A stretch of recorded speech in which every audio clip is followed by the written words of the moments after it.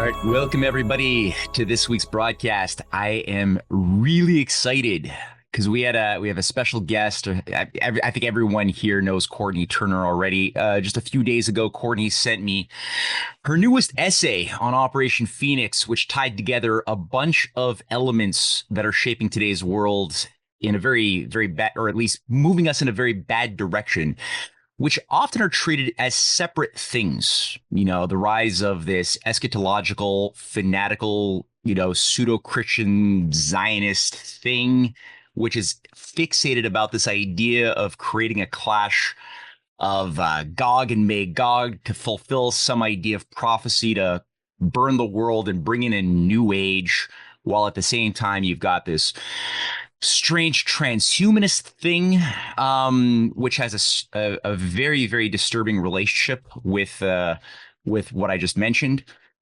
and a lot of sick ideas just in general. That, if we're not aware of how this category of ideas has done so much damage to human history, and also in doing this exercise, in also recognizing where have been the weak kinks in the armor of the empire, because human beings, being smarter than many of those active political figures in today's world in the past, have been able to maneuver creatively against the type of traps that have been set by this occult agency, which has been trying to push us into playing the role of our own executioner periodically throughout all of history. That's been the dominant theme, is a feudalistic, fanatical, occult agency which has wanted to keep populations as dumb, as depopulated, as forever warring with their neighbors as humanly possible forever. That's not a new thing.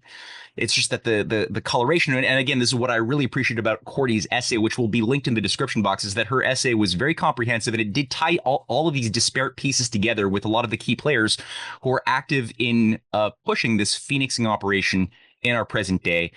And just one thing before I give it over to Courtney.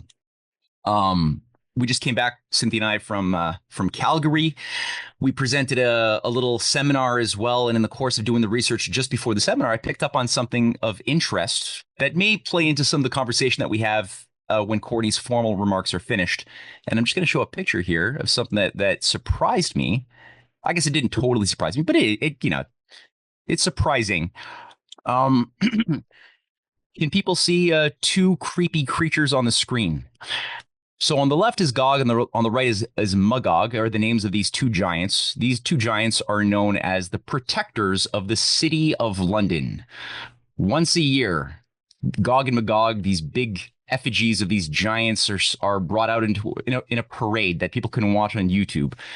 And it's weird. People normalize something that should not be normalized at all. And on the shield of, I don't know if that's Gog or Magog, whatever, on the shield, one might notice a particular image of a phoenix emerging out of fire. And that when I did a little bit of a Wikipedia search, I was surprised to discover that actually indicates a celebration of sorts in 1666, when the London fire had been completed over 4 days of ravaging the city of London, and a new empire that was centered around the restoration of the Stuarts, that some believe to be the direct heirs of the Merovingian bloodline of Jesus and Mary Magdalene through the ages. That Stuart dynasty was restored after the English Civil War, and a new sort of reset had happened, which consolidated or set the stage for the later Glorious Revolution and the Venetian takeover of England in 1688, just a few years later. So, I mean, this sort of imagery colors our history.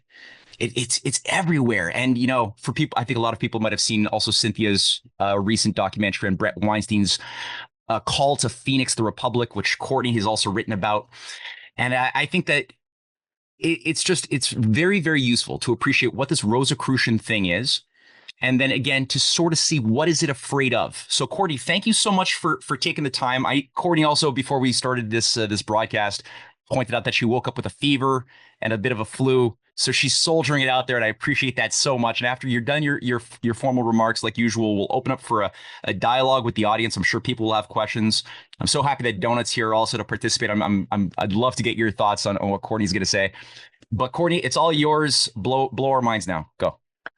Well, thank you for all of that. That fantastic introduction. And yeah, this imagery of the phoenix, right? So that is why I call this the Phoenix Conspiracy. And I will just, before we start, point out that I really see these movements as converging, coalescing. I don't know that necessarily like there's a, that they're all in on some sort of a grand conspiracy. I do think that the ideas themselves converge to the same, they have the same telos, the same shared end goals of this phoenixing the republic and then arising from the ashes, this like techno-feudal kind of world. So, and what I've tried to outline in this, which was pretty comprehensive, but obviously it leaves things out. I don't go to like the ultimate puppet masters because that would be a whole separate probably book. And actually Matt and Cynthia have both addressed both of them in their books. So this audience, I'm sure, is very aware of really that grand architecture and, the master puppet master. So in this one, I point to Peter Thiel as one of the puppet masters, but he's just a billionaire. So obviously he's not running the entire show. He's not a trillionaire. So I just want to caveat a couple of those things. But the phoenix symbol for the Rosicrucian is this, alchemical kind of concept of, what is it, a coagula el salva. So it's this idea of, and I have it right here where I just lost it. I'm wondering if I'm mispronouncing it. It's essentially this idea of burning down, and you have this destruction before you have the rebirth. And I'm just looking for, I had exactly that. Right. Okay. So solve a coagula, which is dissolve and then coagulate. So essentially, the destruction and then the rebirth. And this is a hermetic, alchemical, and then of course the Rosicrucians ran with it. In this article, I go through all of the, maybe not all, but this goes all the way back to the Egyptians and their reference to Ra, the sun god, in Western asceticism, in Christianity, the Eastern traditions. It was, I'm going to mispronounce this, the Feng Wang bird, and it was also tied to renewal through sacrifice. So we see this concept over and over again. And so Brett Weinstein had done his in the Rescue the Republic event, he had ended his speech with talking about how he brought up the famous question, and then Ben Franklin's famous response, like, what type of a government is this? And he says, a republic, if you can keep it. And Brett Weinstein says that this is a republic if we can phoenix it. Now, I have seen he was actually involved a year prior in 2023 in this INC 23, which is the Independent National Convention. And he was one of the keynote speakers. The rumor is that it was the title of the keynote speech, which I was not there and I cannot find any record of it. So I don't know for sure. But the rumor is that the title of that speech was Self-Governance and the Phoenixing of the Republic. But on the website, it talks about independence, rising above the ashes of the failing system, tired of watching the same old political divisions tear our country apart. Have you grown weary of manipulative partisan talking points and political posturing? So, and then when they go a little below, they talk a lot about this, the transpartisan movement. So I outlined this. I completely forgot about it. So I had added it a little bit later in this article. But there is an Operation Phoenix that is going on right now, underway. And Brett Weinstein was involved in this recent INC at the 2024 INC. They had mentioned him as, like one of their, biggest players, although he didn't end up going to that particular one. He wasn't speaking at. He did speak at 2023. But they talk about this transpartisan movement, and they're working right now on something called Operation Phoenix. So we'll I'll just briefly mention it right now, but we can go more into it a little bit later. But it's the shadowy blueprint for infiltrating Congress with independents in 2026. So I personally have been noticing this movement in the what I call the indie sphere. A lot of people talking about the two-party illusion, the duopoly here in the United States. And of course, we know there's problems with the two-party system, the whole tagline of the uniparty. George Washington, one of our first president, warned against the two-party system, and he didn't use the term Hegelian dialectic, but he essentially said it would be a loophole for foreign entanglements and enemies, foreign and domestic, to infiltrate through, which I think we're very much seeing today. But what they're doing is preying on, in typical Hegelian dialectical fashion, they're preying on the fact that people are aware that there is some sort of a co-option going on, that there's corruption, and that there are flaws in this system. And they're using it to try and create a new movement, which I really think is much more akin to third wave politics. And I did an article on the technological age of Aquarius, third wave politics, and what was it, dystopian dreams.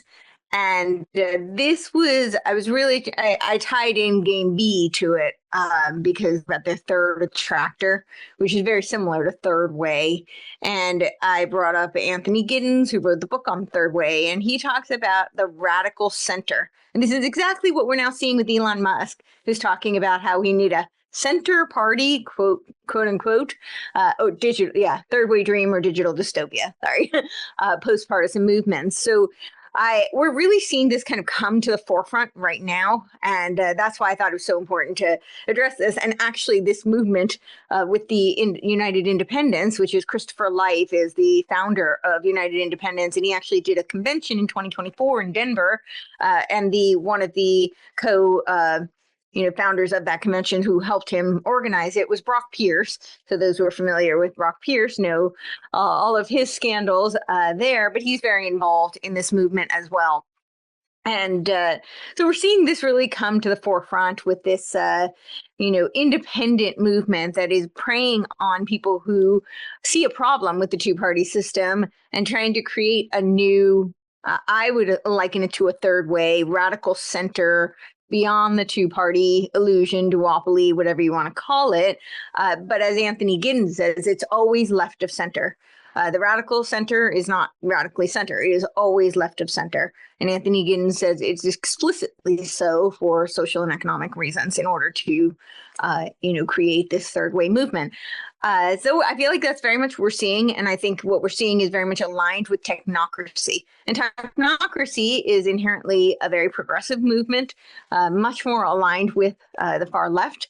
So he says it's third way is a renewed social democracy have to be left of center because social justice and emancipatory politics remain at its core. So this is very reminiscent of technocracy that talks about things like energy credits. All right, so energy credits in the current day are very similar to like the carbon credits. It's the same kind of idea. This leads us to where I think everything is going, which is a tokenized economy. So I will bring up, I had talked about a techno-feudal system, and I think that is very much what we're seeing. So we've got Yanis Varoufakis. Again, I don't know if I pronounced it correctly. He's an interesting character. I think he's really the one who coined this term, technofeudalism, although it's very much what we're seeing. I think that's kind of the natural phrasing. But he's interesting because he's a communist. And I think his father was actually jailed for not denouncing communism. And his mother was a feminist. But he has coined this term technofeudalism, and I'll just give you a couple of breakdowns, like key points as to what technofeudalism is. And according to him, it's the rise of cloud capital. This is the central element of technofeudalism, where digital platforms and networks are owned by the tech giants. So like Amazon, Google, Apple, Meta, they own this cloud capital. And then we have a shift from profit to rent. And he argues that these tech companies don't primarily generate profits from the production and the sale of goods, but instead they extract rent by controlling access to their platforms and network. And he says this is comparable to feudal lords extracting rent from serfs and who are working on their land. And then he uses cloudless as feudal lords. The owners of these tech companies become the cloudless, acting like feudal overlords who control digital fiefdom and exert unprecedented power over individuals and traditional businesses, turning them into digital serfs or vassal capitalists who depend on these platforms. And we see this now, right? This is largely predicated on the cybernetic algorithmic system that is built into these platforms. And I also did a pretty long piece. I called it the algorithmic oracle. And if you're interested in learning more about that, it's all about the Delphi method. And the argument that I make there is that the Delphi method really drew from sensitivity training and combined sensitivity training to what we see today, which is an algorithmic version of the Delphi method. So we're seeing it. I think the NATO cognitive warfare document, which I have several quotes of in that article, really exemplifies this, how they weaponize people's passions and emotions and really target them to create these feedback loops, these cybernetic feedback loops, so that people will be divided against each other, where we can create these Hegelian dialectics that are, poles just churning and spiraling towards the omega point. But they're doing this intentionally. And that document, I mean, there are many references, but that document, I think, is a really great distillation of exactly how that works. So then we've got behavior modification and control. Cloud capital isn't just about controlling access to products. It is about controlling and modifying behavior through algorithms and data analysis. These algorithms train us to like what the platforms offer, creating feedback loops that diminishes our agency and choice. And that's exactly what that article is all about, the algorithmic oracle. What else was I going to say about that? The algorithmic, yeah. So I lost my train of thought, but I'll remember. Beyond capitalism, he argues that the traditional pillars of capitalism, free markets, and the pursuit of profit are being replaced by the dominance of platforms and the extraction of rents, making it a fundamentally new system, not just a phase of capitalism. And he says that this is, of course, a threat to democracy and individual freedom. So behavior modification. I remember what I was going to say. There is a document. This is being taught actually at schools like all over the world. They have students who are getting degrees in this, but there's a white paper from 2023, and it's called The Internet of Behaviors. And that's exactly what this is about, the behavioral modification and control. So it's this study of how through the data that they collect, that they can use cybernetic feedback loops in order to program people's behavior. And we see this colloquially and just in our everyday engagement. We talk about something and then we get a social media either video or an ad that pops up and kind of over and over again, it's similar kinds of themes that push us to either adopt certain ideas or to buy certain things. And usually the buy certain things is how it's couched, right? We're just trying to get your preferences so that we can know what to sell you. So we'll sell you things that you actually want. That's usually how they phrase it. But this is really about modifying our behavior for the techno-feudal society that they want to create, where we are going to be the consumers in this society. Threat to democracy and individual freedom. The shift, according to him, poses a significant threat to democracy, individual freedom, and even efforts to address critical issues like he's a proponent of the climate change issue. He says that the tech giants' immense power allows them to shape societies and exert influence on the global scale, blurring the lines between economic and political power. So, I definitely don't align with him on a lot of things, but I think he really nailed where this is all heading. And he thinks we're already there. That's already where we're at. I'm not quite that, So I'm not that fatalistic about it. I think that we still have time to turn this back, and I think people still do have individual agency, free will, and cognitive freedom. However, the part of the reason I wrote that algorithmic oracle article is because I want people to understand that a lot of times what we think our ideas are actually being shaped and molded. That whole saying of like NPCs.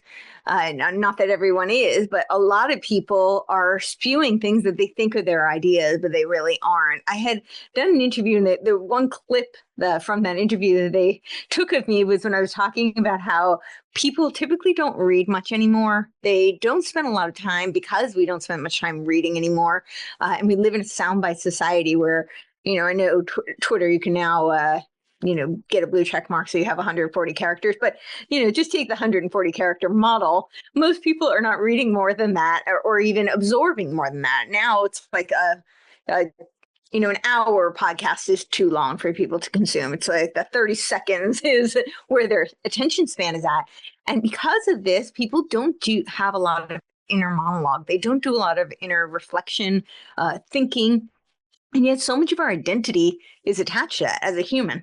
It's attached to our thought processes and our reflection on things and our intellectual synthesis of material. That's a huge part of how we form our own identity. And so as human beings, we crave this. But because a lot of people don't spend time doing this anymore, we now have a culture where you have these pop intellectuals, I call them, and they do a lot of very long-winded bloviating oftentimes. But I think the reason they're so popular is because it's very similar to entertainment, in the form of like film or television or theater, where you watch someone and you have a vicarious experience. Right? Oftentimes somebody will go to the theater and it will allow them to have emotions that they wouldn't necessarily allow them to access, in their daily lives. Like, maybe a really macho guy who goes see a tear jerker and he starts, bawling, but you wouldn't do that, maybe even in front of his own family, but he allows himself to do that in that experience. And that's great. It's very cathartic. And that's part of why we enjoy, those mediums of entertainment. But I think what's happened with this pop intellectualism is that people now go and watch live podcasts and lectures and, more intellectual type of material, infotainment, if you will. And then they think that they have had that intellectual experience and they think they've done this really deep thought processes, but they haven't. It's been voyeuristic. And I think that that's a huge problem because now people internalize things that they think are their ideas, but they aren't really. And the feedback loops on, and algorithms and social media and just the internet and that information itself play into that so largely, I think, by design. So that gives a little bit of a backdrop. And so I've been watching these various movements and I really felt like there's kind of this Hegelian dialectic that's shaping up. So those of you who saw my presentation that I did last time on Game B, know that that's something I've been really diving into and I am very, very much concerned about. And I actually learned about it by doing research on Brett Weinstein. He's one of the co-founders of Game B. And he started, this was back in, I guess, 2011. And now I've learned more about the story. So Jordan Hall, who's another co-founder of Game B, he met Jim Rutt through the Santa Fe Institute. They were both there. Jim Rutt was working on some like an evolutionary software. That's part of why he brought in these evolutionary biologists. And Jordan Hall was at the Santa Fe Institute as well. But prior to that, he went to this event, and I forgot the name of the guy who introduced him and insisted he went. But it was at the Perimeter Institute, and Eric Weinstein was giving a speech there, and Jordan Hall calls Eric Weinstein the rabbi of Game B. Although he hasn't been super involved in the, kind of ideas and shaping of Game B in that regard. He's, very much been the rabbi, the yenta, if you will, kind of putting people together. And he insisted that, so Jordan Hall met both Brett and Eric there, and Eric insisted that Brett and Jordan, get together and start brainstorming. And Jordan said it took a few times, but that eventually they did. And he was at the Stanton meetings, these Stanton meetings in Virginia that Jim Rutt was trying to launch, again, this transpartisan, transpolitical movement. And it was called the Emancipation Party. And it had a platform that was very similar to like a Bernie Sanders. You know, they wanted a universal basic income, universal health care. So they wanted all these reforms. And I have an outline I have the website linked in that article on the Technological Age of Aquarius as well. So if you're interested, you can go look at that. But so he introduced them. They start at this Stanton meeting where they're trying to launch this Emancipation Party that, of course, did not go over. It wasn't successful. And from there, they spun off this Game B. So it is Brett Weinstein. That was back in 2011. And I've also found, here's another little interesting piece, is that I suspected the intellectual dark web, which Brett Weinstein was one of the co-founders of, was a kind of an influence operation for Game B. And those words weren't specifically used. That's my term. But Andrew Cohen has an article on Manifest Nirvana. And he says that the intellectual dark web was a seeding ground to prepare the audience for the acquiescence of what would become Game B. So he essentially says that it was an influence operation for Game B. So I thought that was pretty interesting that, you know, he kind of spelled that out. Who was this person who wrote the Manifest Nirvana? Andrew Cohen. Okay. So Andrew Cohen is an integralist. So Kenneth Wilber. Oh, I think I have actually a picture of the Emancipation Party. I might be able to pull that up. But yeah, so he's a big proponent of Kenneth Wilber's work, the theory of integralism. It's funny, it's kind of like a theory of everything, which is Eric Weinstein's, but they're very different ideas. Eric Weinstein's was the geometric unity concept and integral theory. Kenneth Wilber is the AQAL.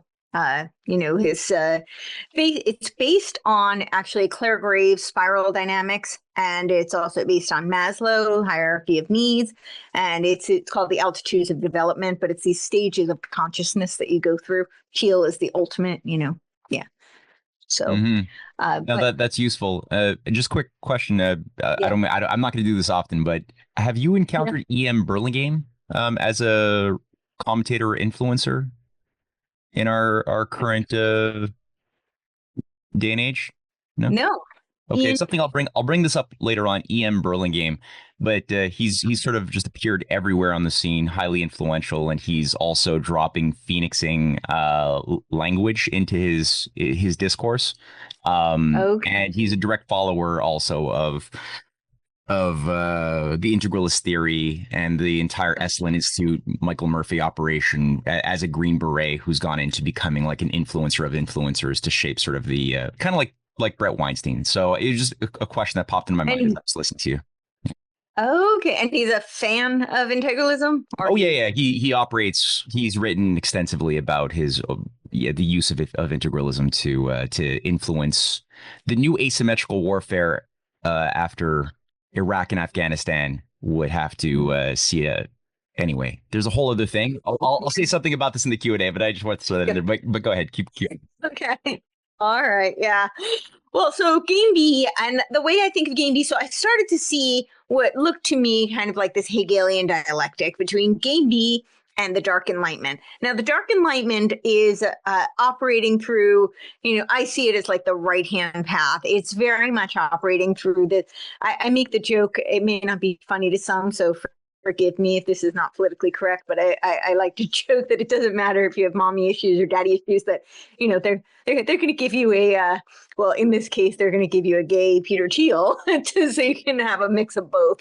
But really, they operate through this kind of left-hand, right-hand path, right? And so Game B, to me, is very much this left-hand, left-leaning politically. It appeals more to the people who subscribe to the Gaia religion. It's all about sustainability. B. They're very much aligned with the UN. In fact, many of the Game B advocates are members of the Club of Rome, right? We've got Zach Stein, we've got Nora Bateson, the daughter of Gregory Bateson and Margaret Mead. So we have, direct links to that apparatus, and they're very much in favor. There's actually the what do they call them? The B Corps, that's what it is. B Corps is they're different corporations under B Labs. And these are all about, they actually have an SDG adapter score. So it's all about like meeting your SDG metrics, and you get rated based on that. You can get your B certification. And this is not small. This is like 6,000 companies, and big companies like Patagonia, Ben & Jerry's is probably a really famous one.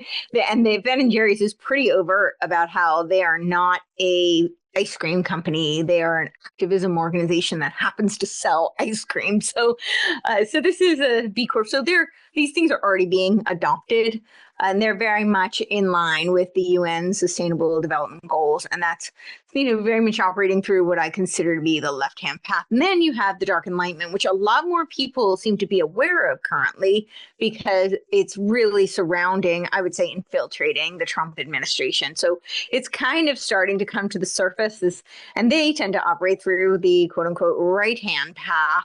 You have it's very patriarchal, it's very authoritarian. People like Curtis Yarvin are talking about creating a autocracy that, is run, he called it a Sov Corp. Nick Land, his successor in the Dark Enlightenment, calls it Gov Corp. So really having a dictatorship. He actually, Curtis Yarvin said, we need to get America's problem with their government. We need to reboot the government. And part of the problem is that Americans just need to get over their fear of dictatorship. So they're pretty overt about it. And that's, so I've seen this kind of, it looks like a Hegelian dialectic kind of an operation, whether intentionally or, they're using it that way. And the synthesis seems to be network states. So the Dark Enlightenment, it is funny how much it's coming to the surface now, because the Dark Enlightenment, I mean, Curtis Yarvin's been writing since 2007. There was last month, I saw a very short clip from CNN where they were saying how there's this, blogger, he goes by Mencius Molebug, and he's been writing for over a decade, but, now it's very concerning because he's has a strong influence on the Trump administration. Like, he's been writing for almost 2 decades, but who's counting? Apparently not you. But he's a pretty interesting character, and a lot of people are finding him, I think rightfully so, pretty scary. He has had a huge influence on the Trump administration, certainly on people like Elon Musk, who now with his American party, I put that in air quotes because I don't think there's anything American about it, but his American party, he's actually consulted with Curtis Yarvin on how to start this new party. And also worth noting that one of his very first really major supporters was Andrew Yang of the Forward Party. Right? The Forward Party, their whole tagline is it's not left, it's not right, it's forward. I mean, forward sounds pretty progressive to me, but that's their tagline. And they are also involved in this United Independent kind of consortium.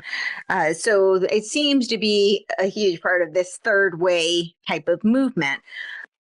And before I go on, I will address a little bit of that, because I have this is from, let me see where the site is. And I think it's Rosicrucians who said it, but I'm not 100% sure. But she's talking about communitarianism and how it's third way. And she says, communitarianism, for those who are not familiar with the concept of communitarianism, it's kind of this building a balance between the individual and the community. And I think communitarianism, in here, she actually says it's third way. And the UN talks about that back in the 1980s. So I do think that's what it is. But I can, before I give you this quote, let me see if I can find this part right here, because pull this up under our mission. Yeah, I'll start with that. So our mission, post-sustainability, the condition of environmental, political, social, and economic systems after the imposition of communitarianism.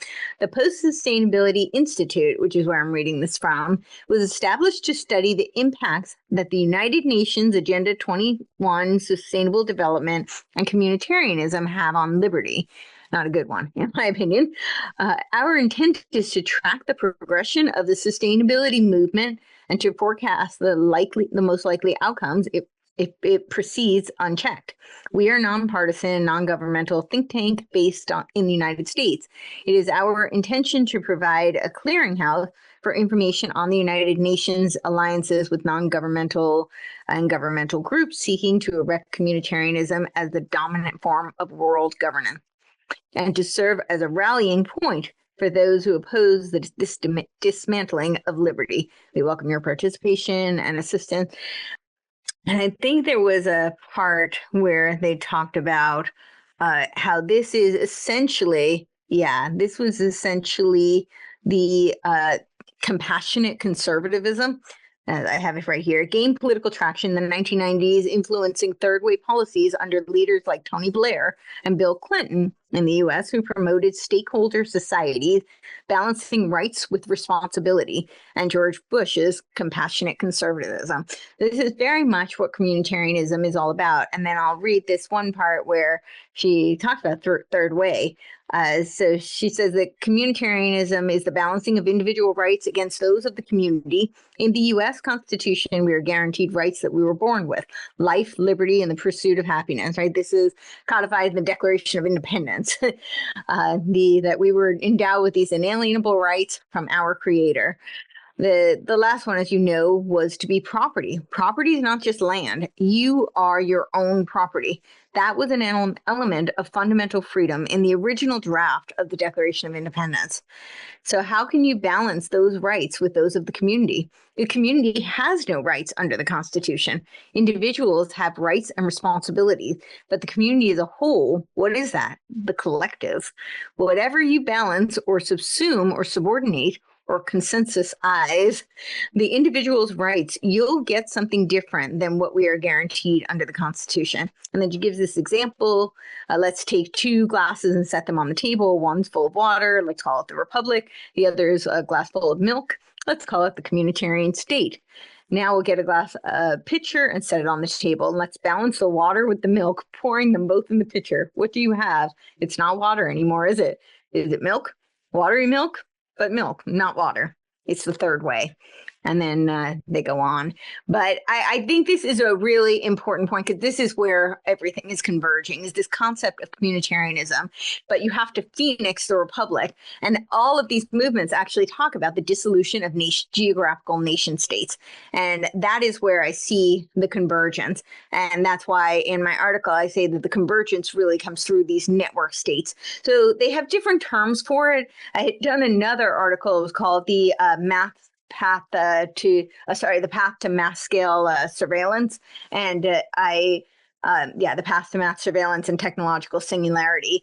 And it's how community planning visions could shape an AI driven future. And really what I was trying to outline in this one, this is a pretty short article for those who are interested.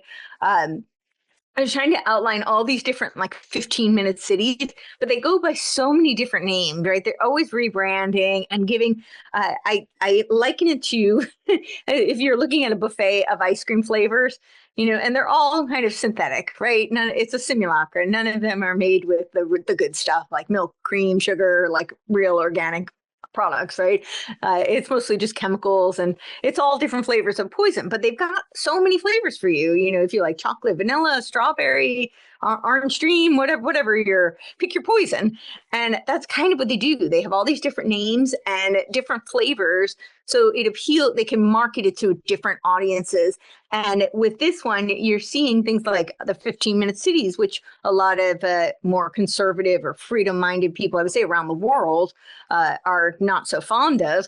But then they've got the C40 cities, and the C40 cities are the same thing, but they're just catered to those who feel we're facing an environmental crisis and we need to, adopt green policies. And that's the C40 cities, and they're the AI World Society outlines how they're connected through these nodes. And of course, the central node for the AI World Society is going to be Ukraine. This is why they talk about, again, here's the Phoenix imagery.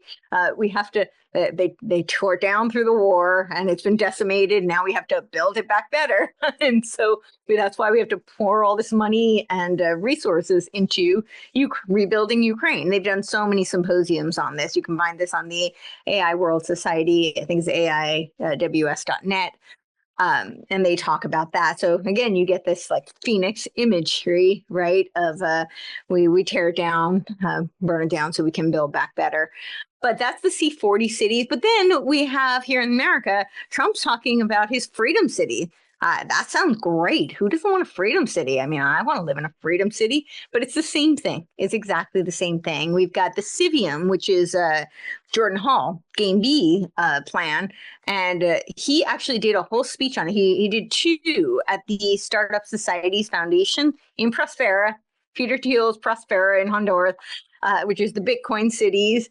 And the first one he did was about 4 years ago, and it was about Game B network states. And then he did one recently. And the one he did recently, we'll get to this in a minute. We'll get to this a little bit later on, but it was very concerning to me. So Jordan Hall has converted to Christianity about a year ago.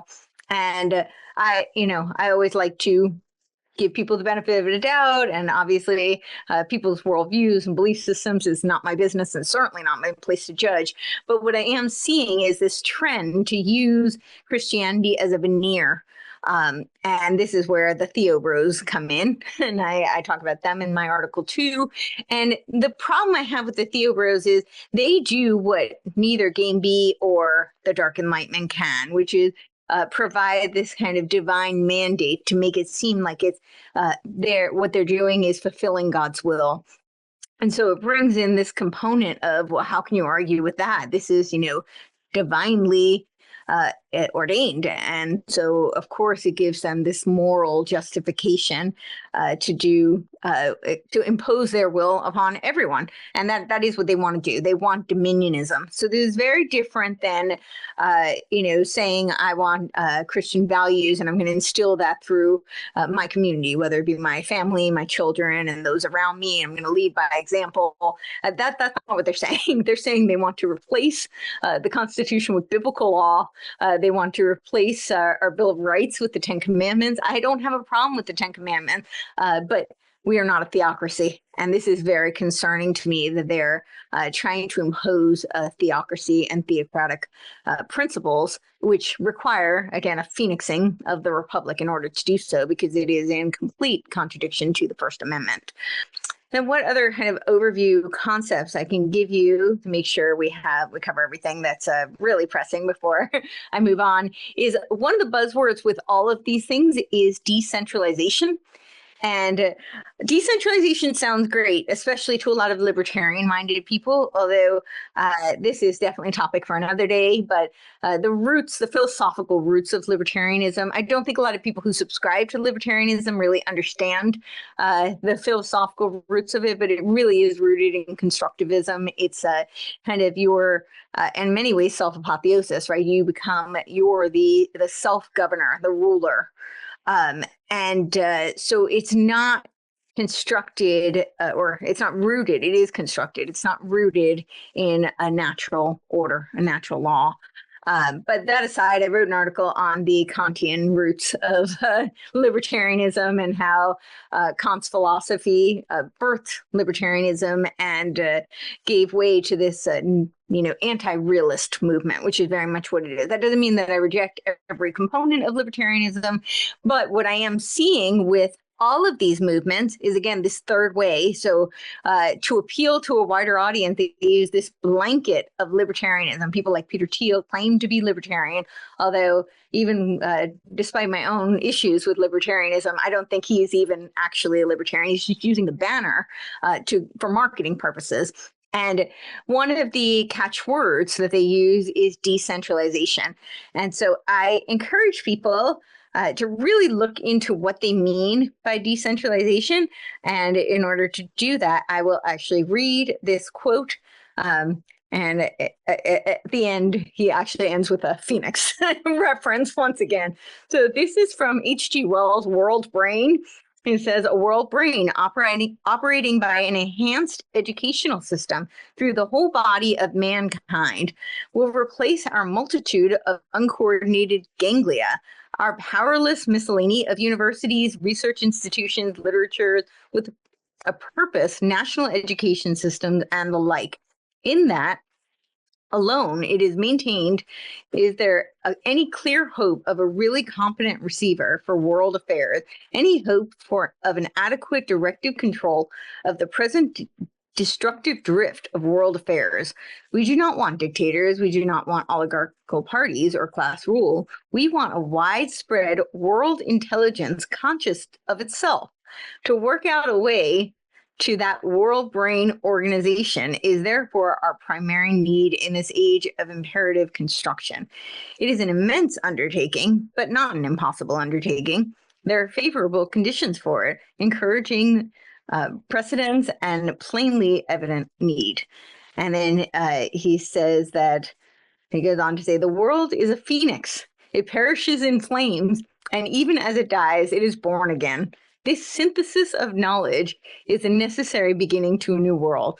So the synthesis of the phoenix is Hegelian synthesis, right? This is using the polarities to forge the synthesis. Same thing with third way. It's also all about synthesis. That's the radical center. And this theme keeps coming up. We've got Balaji Srinivasan, who created these networks, this concept of a network state. And he very explicitly says that the goal of the network state is to create a dissolution of geographical nation states in favor of ideological cyber networks. And a lot of this concept for the network state was derived from Peter Thiel's seasteading project. Peter Thiel had a project called seasteading where he put, I believe, $1.7 million into this concept. And it's very reminiscent, by the way, of Ghislaine Maxwell's Terramar. I don't know if he was inspired by it, but it was Terramar was a similar kind of like project on international waters. But Peter Thiel had this idea of seasteading where you would build these communities on international waters so they're impervious to national laws, right? That's the whole purpose of it. And it wasn't very successful. So Balaji Srinivasan adopted this into network states, and he has a chapter in his book, Network States, on seasteading, and he talks about how it inspired this concept. And in it, where I'm going with this is that people keep talking about decentralization, and he has a whole chapter where he talks about decentralization towards a re-centralized center. So the whole purpose of these decentralized, the decentralization of these networks is to create a centralized node, right? It's very similar to the world brain, the noosphere concept. And Game B talks about collective intelligence. That's their word. But it's all the same kind of concept. And so I keep hearing this as like, but it's decentralized. And I think it's the purpose of using that word is to appeal to the more libertarian free market audience. But even he himself in his book literally says it's towards a re-centralized center. So this is not, back in H.G. Wells' time, he was saying that the decentralization of the information institutions, right, the academic institutions, the media institution would be the conduit to the world brain. What are the information institutions today? That would be the internet. That would be these various social media platforms, these news outlets, quote unquote. The information institution is really the internet. So they're trying to create the world brain through the internet, which is very reminiscent of the concept of the noosphere, which was very influential in Game B. Teilhard de Chardin was an intellectual mentor to Barbara Marx Hubbard.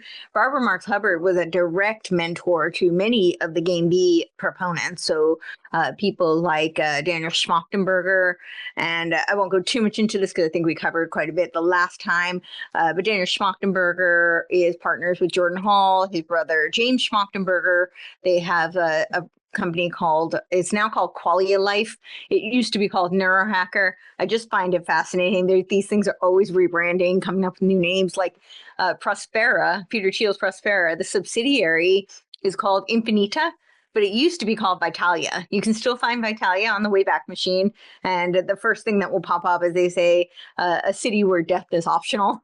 So it's all about life extension and kind of transhuman adjacent type of things. But this qualia life is also, I would say, transhuman adjacent, but they couch it in, that it's wellness and neurological life extension kind of terms. But so they're all partners in this. And when you look through the website, I mean, it's like, then there's so many people on that board, and you'll recognize like 95% of them. So, so we have. So I was seeing this converge, this dialectic between Game B, Dark Enlightenment, and the overlap between the two of them is these network states, and they call them different things. So the network state concept seems to be an overlap for both of them. Of course, the Sob Corp or the Gov Corp is not termed network state, but it's the same thing. It's this idea that you're going to have these ideological network city states, right? It's not geographical city states. And they talk about how we need to get past, Nick Land, who was kind of forerunner of a concept called accelerationism. And Nick Land's a very, very strange character. He's very interesting. I probably shouldn't be strange. Might sound pejorative. That's for you to decide. I find him kind of strange, but he's got. I have a link actually to one of his. Like it's on the Wayback Machine. I don't know if I can go back and find it in the article, but I do have a link to it where it's because his old website was called Xenosystems, but this is actually xenosystems.demon. .uk, but it's all about like occult xenosystems. He was very inspired by occultism, like Lovecraft and Evola, and he had this concept of deterritorialism, and he adopted this from Deleuze, and but it was this idea of that we're not going to be attached to our geographical location anymore. So it's going to be up in the cloud, these communities. And of course, that's the Dark Enlightenment adopts that too. Yeah, let me see if I can find that section. So I'm not just talking from memory, since it is not as strong today. Okay, yeah, so let's see. So accelerationism, the concept of accelerationism is that so I had talked about Yanis Varoufakis, if I said that correctly. But he talks about how he says capitalism is already dead. It's already done. We're past that. We're now in the techno-feudal stage. But Nick Land came out of he was involved in something called the CCRU, which is the Cybernetic Culture Research Unit. It was at Warwick University in their philosophy department. He was a forerunner of this, along with Sadie Plant, who was a cyberpunk feminist. And he coined this concept of accelerationism, which was this idea that he was not a fan of capitalism at all. He saw this as like capitalism as like an alien force projected onto humanity. But he thought that we needed to use capitalism and push it to its nth degree, like push it until it collapsed as fast as possible. And he thought that the way to do that was through technology. We were going to advance capitalism very, very rapidly so that we would reach like an apocalyptic stage in which we could have this kind of technocratic takeover where we would achieve these gov corps, and it would be technoplastic beings, he calls them, which are essentially, I've talked about this quite a bit on several of my shows, and it sounds like dystopian science fiction, but they are doing these SynCon types of like biosynthetic conferences all over the world. They have them every year. there are thousands of universities all over the world who are training people in this field, and they're really really the merger. And Obama had you can find it on the Obama White House archives, where he talks about it. This is what they're reviving in the Maha movement. And this is what I was trying to warn people about. I love the message of Maha. Who could argue with "Make America Healthy Again," right? But they're very clever at marketing. I always say we all need their marketing teams, right? If I could find out who does marketing for the UN, I'd probably be a very successful person if I could get them on my team. But the concept of Maha sounds great, but what they're really trying to push in is this AI precision medicine. And this was something Obama was working on, this part of the Brain Initiative. And it is all about synthetic biology and creating technoplastic beings, which is what Nick Land called it. But it's really this transhuman agenda. And there are universities all over the world, like thousands of them, who are studying this, training people in it, also training them in nanotechnology. So like the Internet of Nanobio things. And I'll read this quote that I have in my article from Nick Land. So there are two separate quotes, and you do have to go to the way back to get them. But he says the formalization of political powers, thirdly, allows for the possibility of effective government. Once the universe of democratic corruption is converted into a freely transferable shareholding in GovCorp, the owners of the state can initiate rational corporate governance, beginning with the appointment of a CEO, right? Curtis Yarvin talks about this also, how this is why he was very supportive of Trump, and he wanted Trump to come in and be a CEO, with his business background, and implement RAGE, which is retire all government employees. There's actually a speech of Curtis Yarvin back in 2012 where he talks about the reboot of the government, and part of the reboot is to retire all government employees. And in doing this, they say that this was very influential on Doge. But even Nick Land wasn't pleased with how he did it. He said it was like equivalent to a bunch of chimpanzees trying to orchestrate Wagner. So he wasn't too impressed with how it was implemented, but it was that inspired that concept. And so I'm all for getting rid of bloated bureaucracy. Don't get me wrong. I love the transparency of overspending and, let the people know where their money was going and what a waste it was. But I am not in favor of replacing all government employees with technocracy, which is what retire all government employees is about. So decreasing the government employees, that might not be such a bad thing, but when they're talking about replacing it with AI, that's where I have a bit of a concern. So sorry for the interruption. I'll go back to reading this. So as with any business, the interests of the state are now precisely formalized and maximization of long-term shareholder value. There's no longer any need for residents, clients, to take any interest in politics whatsoever. Right? Just like the AI World Society says, we're going to replace all human governance. It's going to be all AI. And in the United States currently, almost every state has a digital governance summit where they meet to talk about digital. And there was also AI.gov, which actually started all the way back in 2019. And it's still right now redirects to White House .gov, but they are trying to launch this AI.gov.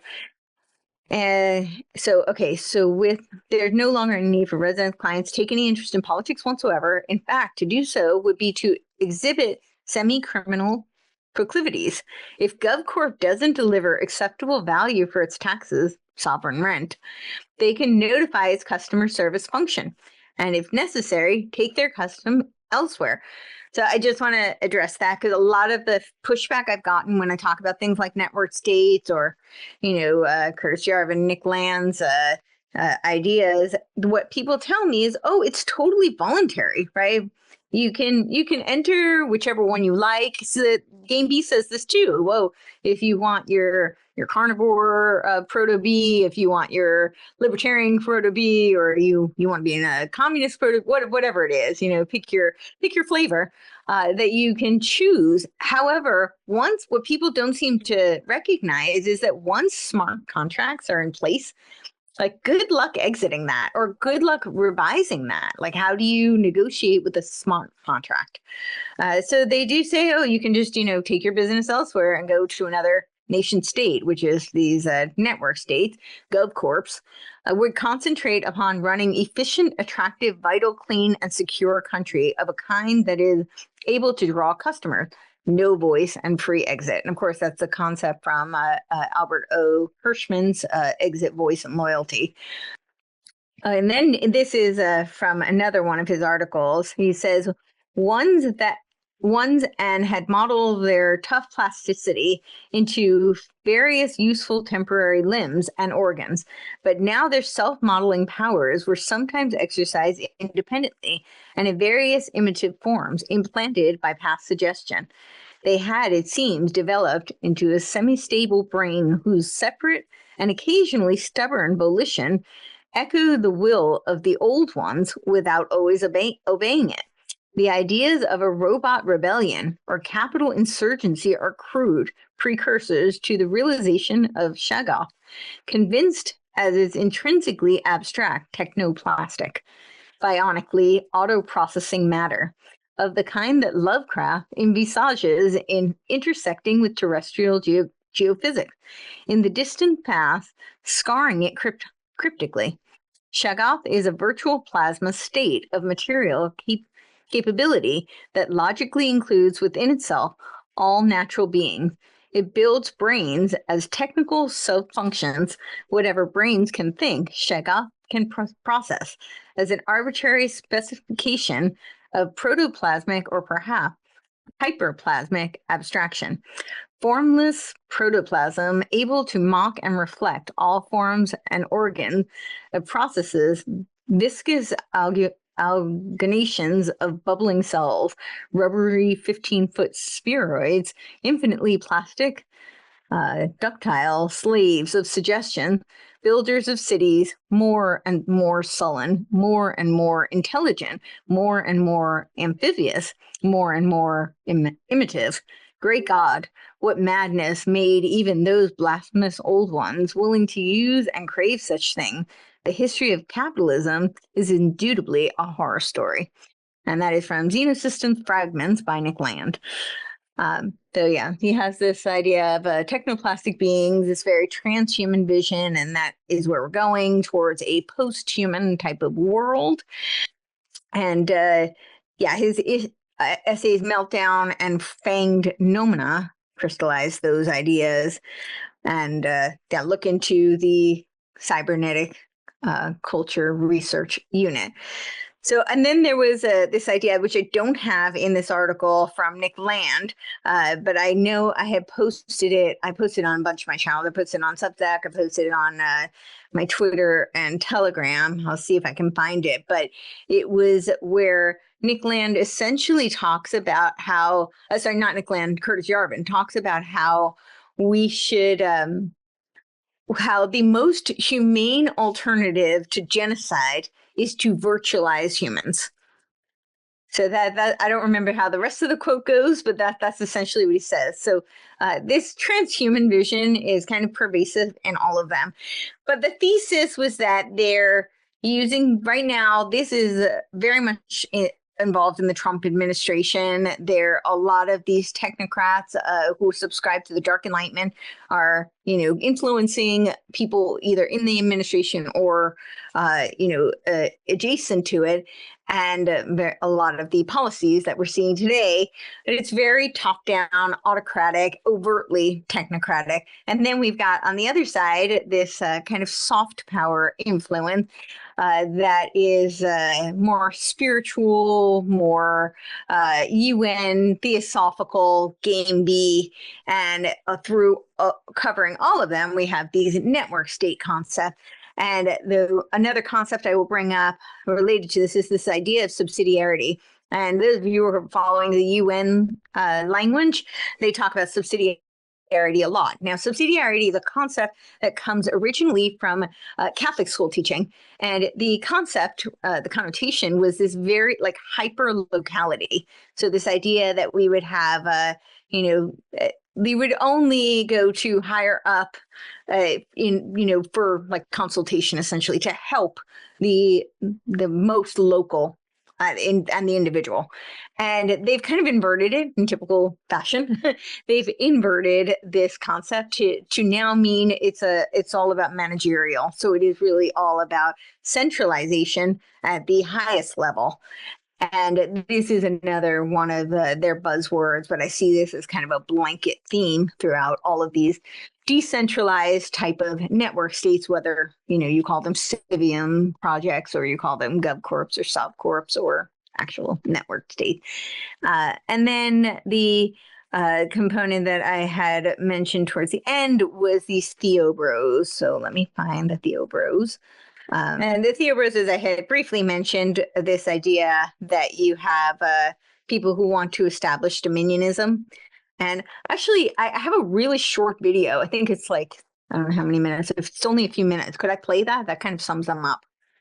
Okay. Yeah, absolutely. Yes, there are Christian nationalist influencers. Let me introduce you to the TheoBros. We can't force people to have faith in Christ, but we can, as a people, order that. I'd rather have a Christian monarchy than our current state of affair. We could argue that now is the time to arms again. So the TheoBros are a group of mostly millennial Christian pastors and influencers. Many of them, most of them even, will tell you that they are Christian nationalists. We are indeed Christian nationalists. They're purposefully extreme and extremely online. So they're obviously connected to J.D. Vance. There's this group called the Rockbridge Network. J.D. Vance was a founder.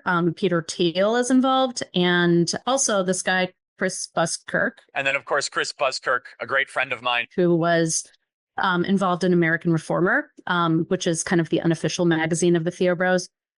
I think it's important to say that not all of them hold every belief. That being said, I think some common beliefs that I have encountered are that we should be repealing the 19th Amendment. They'll talk about the dead Constitution and how the 10 Commandments should take its place. I want a Christian nation more than a republic. I think all 10 commandments should be legislated and enforced. Some of them talk about prison reform, and by prison reform, they mean public flogging instead of prison. Some of them talk about executing heretics. Involved in that is also execution of gay people. But it's not just online. They're doing conferences, writing books, doing events. One of the things that's been interesting lately is that some of their events have started to overlap with some events of more kind of mainstream politicians. And I probably the most prominent example was the National Conservatism Conference, where you had Doug Wilson speaking at this conference. And of course, coming to the high treachery,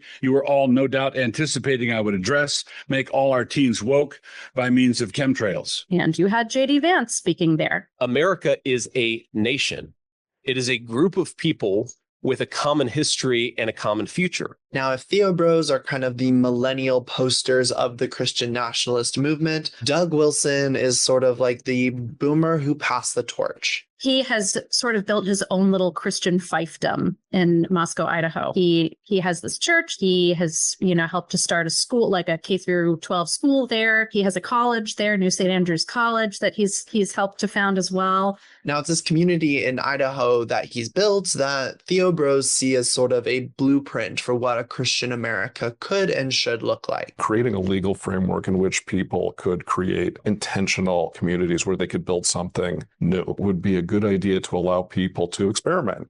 Just like Doug Wilson, so too do many of the other TheoBros want to do this in various places in the United States. But he's also built this other type of blueprint for Christian nationalist influencing. He was telling me about how he has his kids helping him produce these very slick videos. The left is the cancer and Trump is the chemo.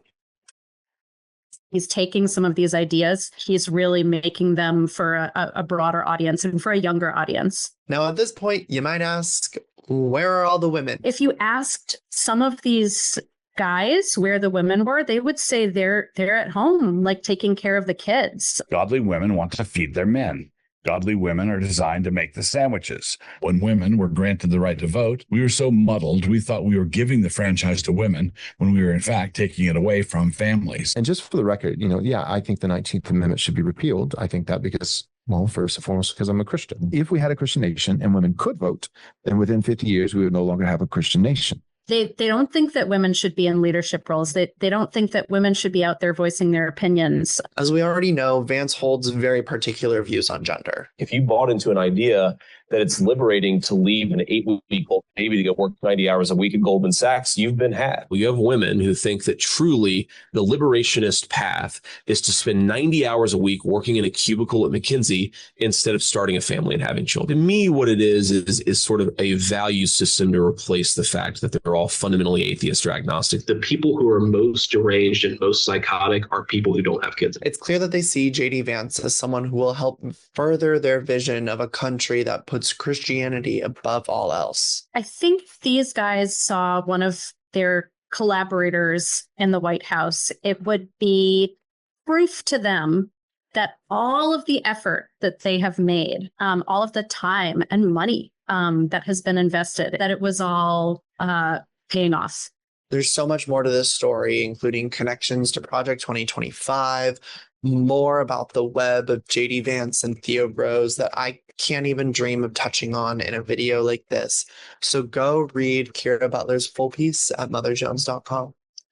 So yeah, I think I saw him popped up. Some people were critical of the source of Mother Jones. It's definitely not.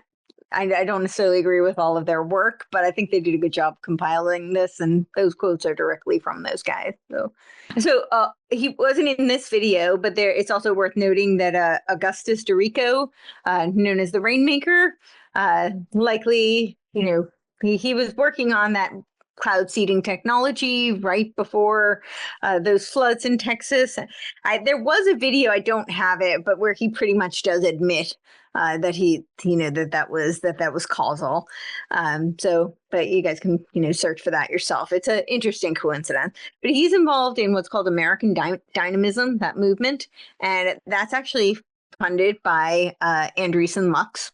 And I'll pull that up. But let's see if I can find the website, American Dynamism, investing in the future of aerospace. What we believe, the American Dynamism practice invests in founders and companies that support the national interests of aerospace defense, public safety, education, housing, supply chains, industrial, and manufacturing. We believe that the mission-driven and civic-minded founders often build companies that transcend verticals and business models in their quest to solve important national problems. These companies view the government as the customer, competitor, or key stakeholder, and the successes of these companies supports the flourishing of all Americans. Dynamic companies exist in all 50 states and have global impact. They say the movement embodies the spirit of innovation, progress, resilience that drives the United States forward. This powerful force is exemplified by groundbreaking achievements in technology and innovation, shaping our nation and global landscape. It reflects the American commitment to pushing boundaries, embracing challenges, and always striving for a brighter, more prosperous future. Investing in visionary founders and teams tackling the world's most pressing problem is essential to fusing this dynamic spirit and ensuring continued progress for generations to come. And then they give kind of like this outline of the Wright brothers taking flight, the Manhattan Project, the invention of the transistor, the moon landing, microprocessors, internet is born, modern lithium ion is invented, and then the iPhone is announced in 2007. SpaceX lands the first rocket stage, and then 2022 generative AI goes mainstream. And then I had a video on Prospera. So I don't have this video because it's too long, but I do recommend people checking it out because it's what is it called? The Inside the Illegal Billionaire Paradise with its own laws. And this is what I wanted to point out with all these 15-minute cities, with network states. This is really about deregulation that allows for these tech elite who would have the ability, you'd have to be able to buy this, right? Like I couldn't buy a Prospera Bitcoin city, right? But Peter Thiel can do that. And if they don't have laws, they're not subject, they make their own laws. So they're not, that's why the concept of seasteading was going to be on international waters, because they're not subject to national laws. And in that they're doing these experiments. I don't know if we do, I think we have a short video on it. So I can play it, but there's one part in this video where I don't have it in here, but they actually have this technology to create like trips as if you were doing psychedelics, so that you would have this transcendent experience. They're doing all these transhuman type of experiments. But yeah, maybe I think this video is like a minute, just a short clip on Prospera. The government's trying to shut all of this down, trying to claim that it's illegal, shutting it down without a warrant.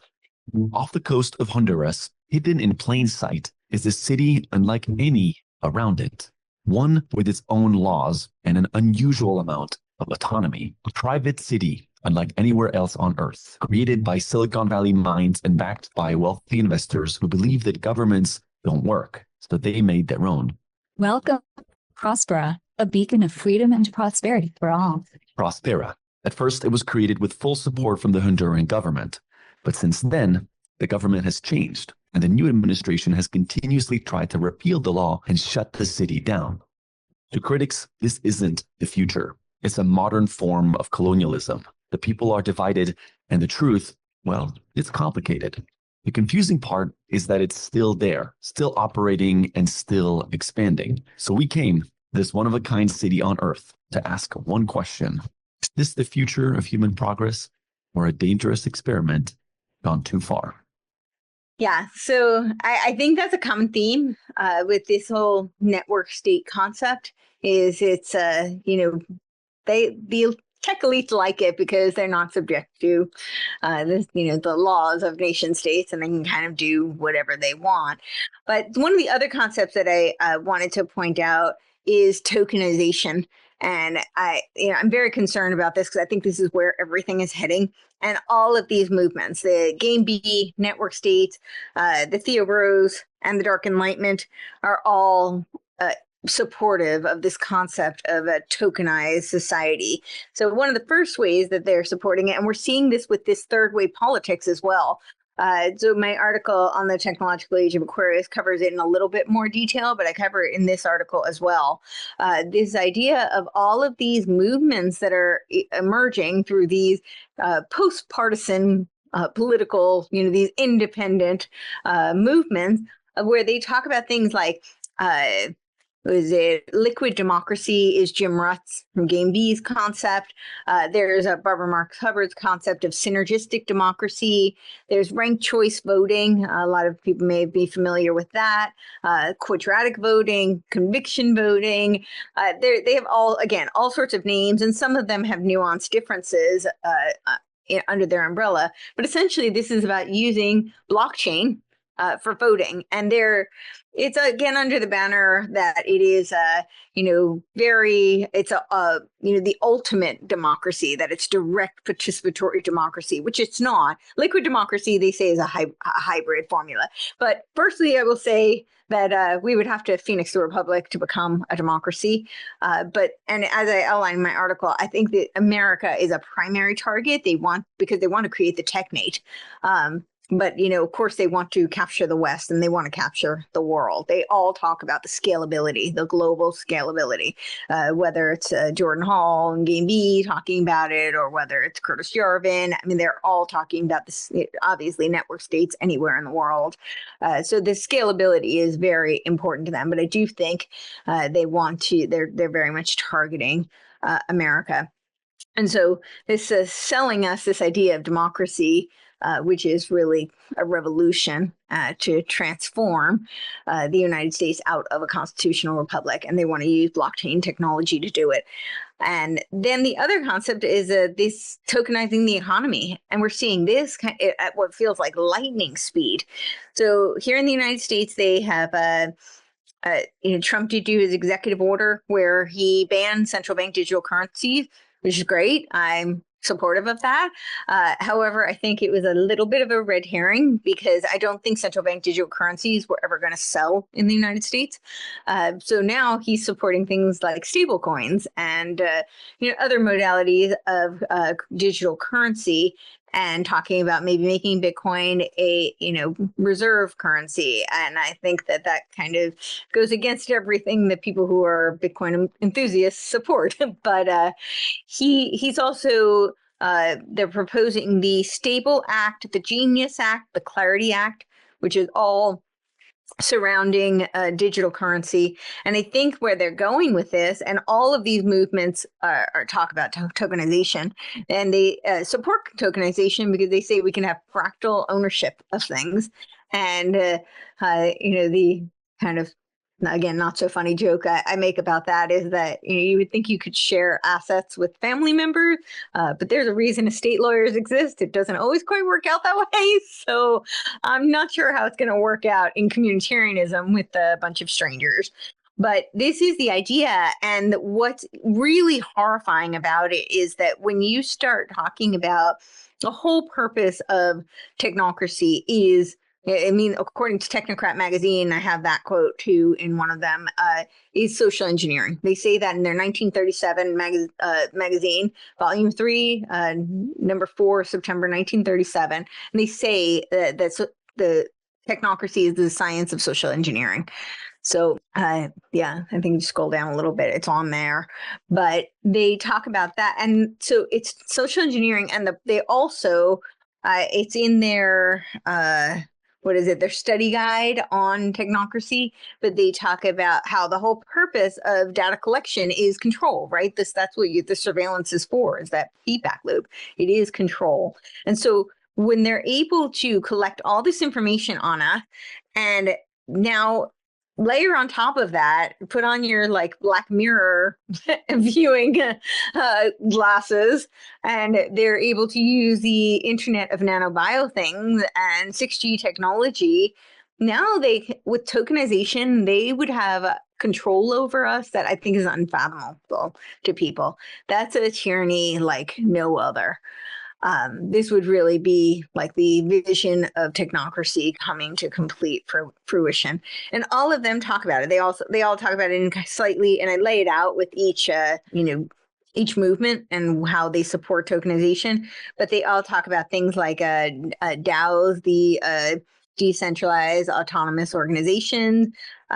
There's the network state where they have things like Praxis, which is in Greenland. Greenland's pretty interesting, right? Because that's part of the technate, and it's part of that concept that, wasn't Trump talking about acquiring Greenland?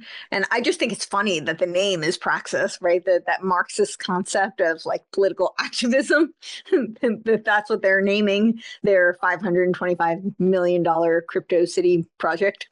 They envision tokens as the currency of citizenship, where individuals buy into the state rules as and so that's their concept of praxis. They call it network archipelagos, using blockchain to enforce contracts to manage resources. So Peter Thiel also invested in Curtis Yarvin's Urbit, which is also a tokenized identity platform, and he did that through Pronimos Capital. So then Dark Enlightenment, of course, we just talked about Urbit concept. So that's using AI and blockchain to enable control. Then let's see, what other ones did I point out? Game B had their liquid democracy concept, the DAOs, and I think I put a link to the Game B DAO, or maybe I don't have it in here. But they have an actual Game B city, which is a decentralized or autonomous organization. So tokenization is, I think, a huge, huge concern that we need to be really aware of and push back, and it's kind of pervasive along all of these movements. So I guess we'll just wrap it up and open up for questions. But I kind of see this as they have to tear everything down in order to rebuild this movement towards a techno-feudal system. They're using Hegelian dialectic, so they'll give you the different types, the different varieties. They claim that we're in this meta crisis. That's the language of Game B. For the Dark Enlightenment, of course, it's just, the apocalyptic state of capitalism that's a pending doom. So we need to have solved corps and gov corps to replace it.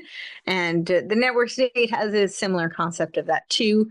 And the TheoBros align with all of that, only they use divine mandate as their justification to impose moral will and their law on everybody else using dominionism. So that was intense, Courtenay. That was a very intense.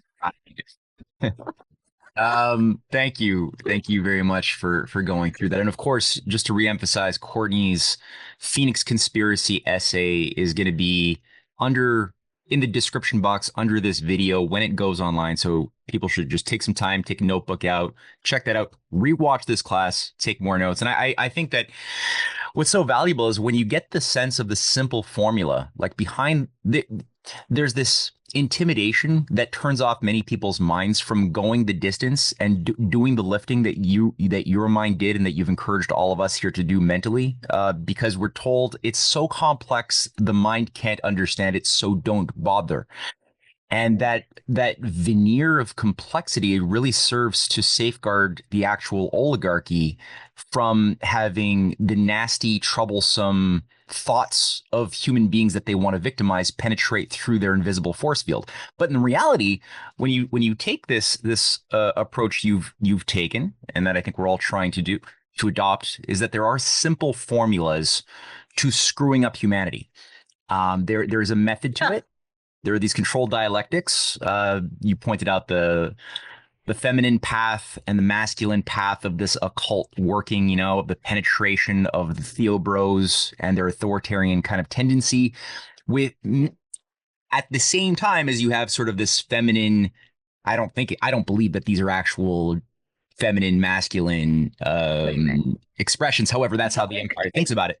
Yeah, of the embrace of using sentimentality, feelings, and absorb through something more Fabian, more Chardin-like, more this Eros school. Mystery schools, Gaffney. Yeah, Gaffney's Eros mystery schools. So yeah, super useful to keep that all in mind. I've got some questions, but I'm going to defer to Monty first, and I want everybody to think about any questions or thoughts they want to share or toss at you right now. So Monty, you're the first in there, so go.